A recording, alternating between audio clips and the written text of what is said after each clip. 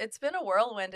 It was very like I was just in my last place in West Hollywood, and then it's like I snapped my fingers and I was in a much bigger place, in my dream place by the beach. Like Wow. it's hard to explain. It's hard to explain because it felt like it just happened like within a couple weeks of me deciding that I wanted to do it, Wow. which is hard to move that quickly. Yeah, yeah. Especially out here, I feel like people are always coming and going, but that also makes it difficult to solidify a new place to live because people are always like coming in with like cash offers.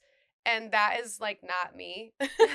I'm not about to be like, here's cash up front. Like, Yeah. So that's awesome that you secured a new place that you really love. And you said that you were thinking about moving beforehand.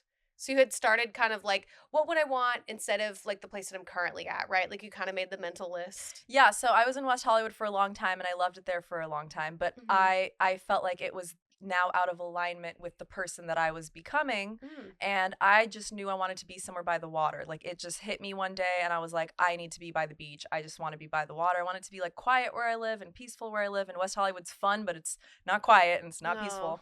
So I had this thought that I wanted to be out there, but so what I started doing was I just started spending time over there. So I just thought, okay, I'm gonna like my work from home days, I'm just gonna go and work from different cafes in areas that I might want to live.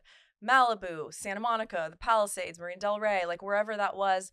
And I would pick a different spot every single time, and I would go to a different cafe, and then I would just drive around pretending like it was my neighborhood, and I would literally drive around residential neighborhoods and be like, maybe that's my house, maybe that's my house, I don't know. And I would just do that I did that for like 3-ish months. I would just pretend like I already lived on the West Side.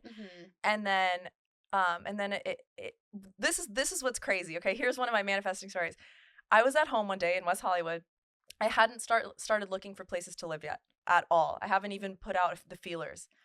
All of a sudden I get someone rings my doorbell, and I'm like, who is it? So I look outside, and it's this lady who looks normal, nice, I don't know. So I'm like, she has a little dog. Yeah, she looks harmless.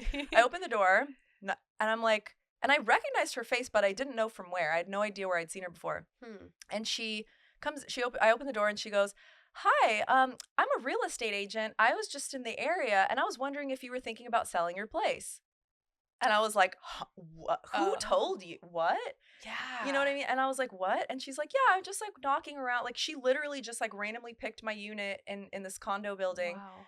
And I was like, actually, I've kind of been thinking about moving. This is really weird that you're here. Yeah. And I'm like, also, you look familiar. And so I realized that I had seen her at this cafe that I always go to. Because I always go to this one cafe, Dialogue, shout out Dialogue, in West Hollywood, my favorite cafe of all time. And I was like, do you ever go to Dialogue? She's like, yeah, I always sit there with my dog. I'm like, that's where I've seen you before. So not only had I seen her before, she literally randomly knocked on my door. Shout out to Wendy. Because now we're friends, because she's the one who sold my place and got me the new place. Wow. And it like literally happened so fast. I was like, how in the world did you appear at my doorstep? It's because I started putting out the feelers that I wanted to move, and she like just showed up.